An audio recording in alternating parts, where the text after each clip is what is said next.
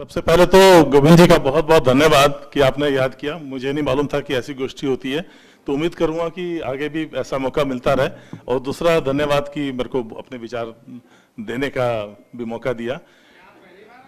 पहली बार गोष्ठी में आए हैं सर। Yes, thank you. तो बड़ा सीरियस टॉपिक चल रहा है, क्यों ना एक थोड़े से लाइट करते हुए हास्य के साथ इसकी शुरुआत करें। सब मेरे साथ मिलकर हंसेंगे।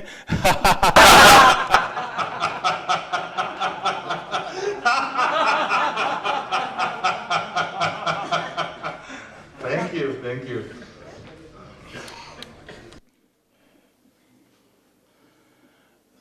अध्यात्म और मन का बहुत संबंध है। और सबसे खास बात तो अध्यात्म में हम सब जानते हैं कि मन को तो एक शत्रु माना गया है। मन को सारी समस्याओं का, सारे दुखों का कारण अध्यात्म में माना जाता है। और यहां तक कहा जाता है कि मन को बिल्कुल काबू में रखो, दबा के रखो। यहां पे मुझे अर्जुन जी की बात याद आ रही है, जिन्होंने थोड़ा इसके विरोध में बोला, और मैं भी कुछ उसी डायरेक्शन में बात कह रहा हूं। ये तो मैं मानता हूं कि मन वास्तव में बहुत ही सुंदर चीज है जो हमारे पास है। ये हमारा सबसे प्यारा दोस्त है। मतलब इतना प्यारा दोस्त कि इसके बिना जीवन है ही नहीं। पर वो बात अलग है कि मन थोड़ा सा नटखट भी है। कभी कभी वो दोस्त जो है, सुंदर दोस्त, हमें परेशान भी कर देता है। मन की इतनी अहमियत जो है वो इसी बात से पता चलती है कि क्योंकि हमारे पास मन है, इसलिए हम मनुष्य हैं। मनुष्य का एक शब्द यह भी निकलता है कि मन को क्षय करने वाला, मन को धारण करने वाला। क्योंकि जितने भी प्राणी हैं इस धरती पर, उनमें केवल इंसान ही ऐसा प्राणी है जिसके पास मन है।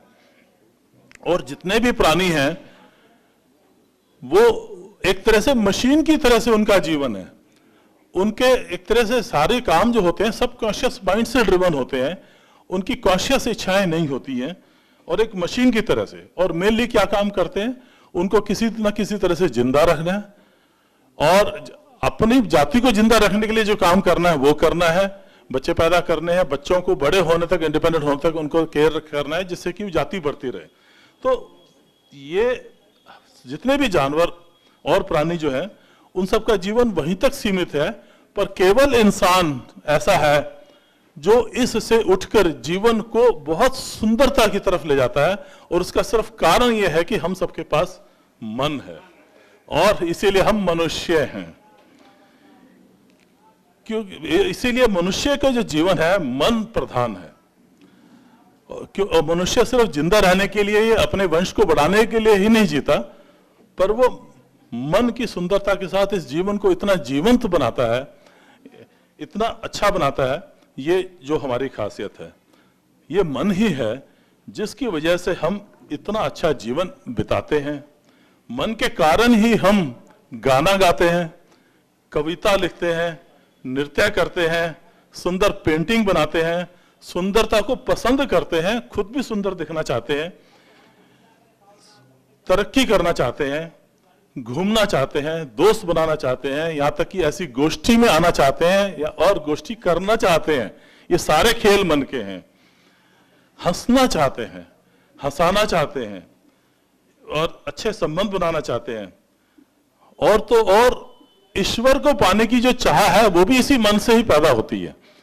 वो भी इसी मन की ही कोई खोज है, किसी एक आनंद की खोज है, ऐसी खुशी की खोज है जो हमें हमेशा मिलती रहे, जिसमें कभी कोई कमी ना हो। हमारी स्थिति जो भी हो जाए उससे वो खुशी कम ना हो। उस इच्छा की खोज ही हमें ईश्वर की खोज तक ले जाती है। पर फिर ऐसा क्यों है कि अध्यात्म में मन को दुखों का कारण कहा जाता है? बुद्धिस्ट तो कहते हैं कि इच्छाएं ही हमारे सबसे पहले हमारी शत्रु हैं, और मन का मतलब सारी इच्छाओं से भरा होना। तो इस बात पे अब हम विचार करेंगे। मन एक हमारा बहुत अच्छा दोस्त तो है, पर मन थोड़ा इंपल्सिव है। जो उसके मन में आता है वो चाहता है इमीडिएटली ये चीज पूरी हो जाए, उसके बाद बुरा भला उसका मेरे जीवन में जो नुकसान हो सकता है वो सब चीज मन नहीं सोच पाता। और इसी वजह से कई बार हम मन में एकदम बात आई, कुछ कह देते हैं, किसी को बुरी लग गई तो हमारे रिश्ते खराब हो जाते हैं, दोस्ती टूट जाती हैं, और हमारे मन उल्टी सीधी चीजें करने को करता है। खाने पीने की या बहुत सारी चीजों की या आलस का, उसकी वजह से हमारा शरीर बिगड़ जाता है, हमारा स्वास्थ्य बिगड़ जाता है। तो ये सब चीजें मन की समस्या भी है। ये हमने देखा, मन के बिना जीवन है भी नहीं, मन सबसे सुंदर भी है, पर मन की वजह से हमारे जीवन में समस्याएं भी कुछ आ जाती हैं। तो इसका क्या इलाज है? इसका इलाज है कि मन को मैं ना माने। हम शरीर है और मन है, पर हम सब लोग मन के अंदर ही अपने आप को स्थित करके मन को ही मैं समझ के जीते हैं। तो मन हमें पूरी तरह से चलाता है, हम मन के बस में पूरी तरह से रहते हैं।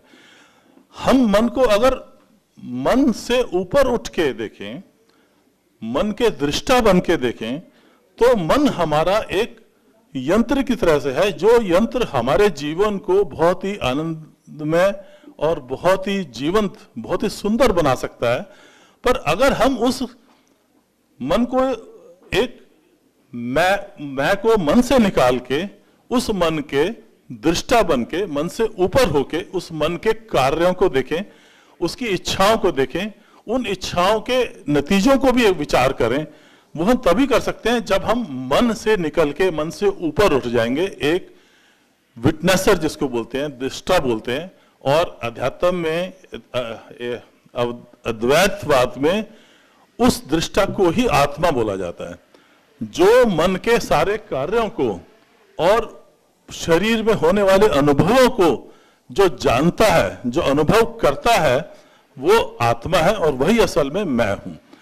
जब हम अपने मैं को मन से उठा के मन के दृष्टा के रूप में ले आते हैं, तो मन का हम एक अच्छे इंस्ट्रूमेंट की तरह, एक अच्छे दोस्त की तरह से हर चीज का फायदा तो उठाते हैं, पर जहां मन की वजह से कोई नुकसान हो रहा होता है, वो हमें उसका पता चल जाता है, और वहां पे मन को हमें दबाना नहीं पड़ता।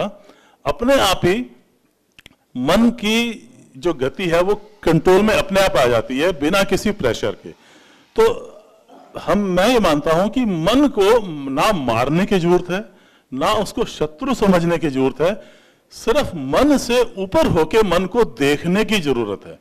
उस दृष्टा भाव से जब हम अपने जीवन को, अपने मन को देखेंगे, तो हम मन को बिना मारे पूरे जीवन को जीवंत होके जिएंगे, पर साथ में उससे होने वाले नुकसानों से भी बचे रहेंगे, और जीवन का पूरा आनंद हम ले पाएंगे। धन्यवाद।